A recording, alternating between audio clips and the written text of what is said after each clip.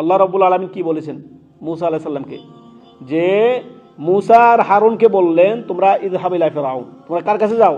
ফিরআউনের কাছে যাও। ফিরআউন হচ্ছে পৃথিবীতে সবচেয়ে বড় সীমা লঙ্ঘনকারী, সবচেয়ে বড় সীমা লঙ্ঘনকারীর কাছে নবীদেরকে বলা হচ্ছে, রাসূলদেরকে বলা হচ্ছে ইযহাব ইলা ফিরআউন, ফিরআউনের কাছে যাও, ফাকুল লাহু কাওলান লাইয়িনা, নরম ভাষা দিয়ে তাকে বলো। ওই কুখ্যাত জালেম, কুখ্যাত ফিরআউনকে বলা হচ্ছে যে ফিরআউনের সামনে গিয়ে তোমরা কি করো?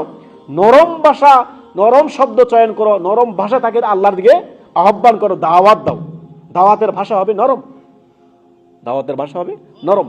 কেননা আপনি এমন একটি দাওয়াত নিয়ে আপনি অবতরণ হয়েছেন, সেটা হচ্ছে কোরআন সুন্নাহর দাওয়াত, ওহীর দাওয়াত।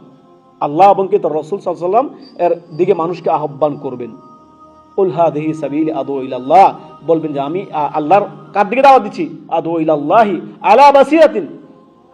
আপনার এমন না যে আপনি হাওয়ার পূজারী হয়ে দাওয়াত দিবেন, দলিল ছাড়া দাওয়াত দিবেন না।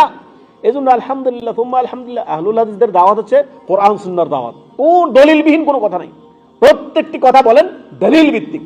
এই গাঁজাখুরি বিভিন্ন আপনার যে কিচ্ছা কাহিনী রয়েছে, বিভিন্ন বাপ দাদার নামে ধর্ম বানানো রয়েছে, বিভিন্ন চটি কিতাবের মধ্যে পাওয়া যায়, মকসুদুল মুমিনিনে পাওয়া যায়, হিদায়াতে পাওয়া যায়, বেকায়াতে পাওয়া যায়, দুরুল মুক্তারে পাওয়া যায়, তারপরে ফাজালে আমলে পাওয়া যায়, যে জাল জয়েব কথাবার্তা সেগুলোকে ছুড়ে ফেলেন তাদের দিকে।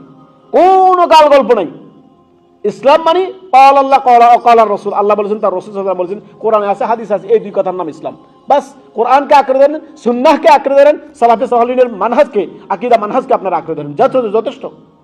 কোরআন বুঝবেন সালাফদের নীতিতে, কোরআন বুঝবেন সালাফে সালেহিনের মতাদর্শের অনুসারী হয়ে, সালাফি হয়ে, সাহাবায়ে কেরামদের অনুসারী হয়ে যাবেন, তাদের মানহাজের, তাদের মতাদর্শের অনুসারী হয়ে যাবেন। এটাই হচ্ছে সঠিক পথ সর্বদা।